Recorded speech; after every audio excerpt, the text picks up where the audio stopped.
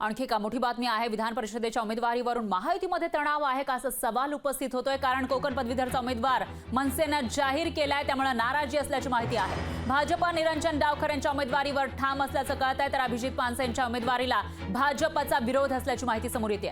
कोकण पदवीधर मतदारसंघावर भाजपचा दावा आहे, पण त्याच वेळेला मनसेकडून इथं उमेदवार जाहीर करण्यात आला आहे आणि त्या पार्श्वभूमीवर आता महायुतीमध्ये तणाव असल्याचं दिसतंय। मनसेने जरी लोकसभेसाठी एकही जागा घेतली नसली तरी देखील कोकण पदवीधरचा उमेदवार मात्र मनसेने जाहीर केला आहे आणि या पार्श्वभूमीवर आता या ठिकाणी मनसे असेल किंवा भाजप यांच्यामध्ये बेबनाव होतो का असा सवाल उपस्थित होतोय।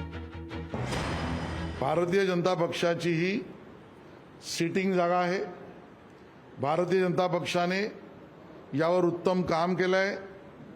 निरंजन डावखरे हे उत्कृष्ट वक्ते आहेत, उत्कृष्ट आमदार म्हणून त्यांनी केलेलं काम आहे आणि त्यामुळे भारतीय जनता पक्ष लढणीय सिटिंग जागा आहे, स्वाभाविक आहे। कारण याबद्दलची कुठलीही चर्चा किमान पक्षी त्यांचे पक्षप्रमुख आणि आमचे पक्षाध्यक्ष यांच्यामध्ये झालेली मला तरी माहीत नाही आणि त्यामुळे चर्चेविना त्यांनी परस्पर घोषित केलेली त्यांची जागा असेल तर त्यावर मी भाष्य एवढंच करेन की शुभेच्छा आहेत।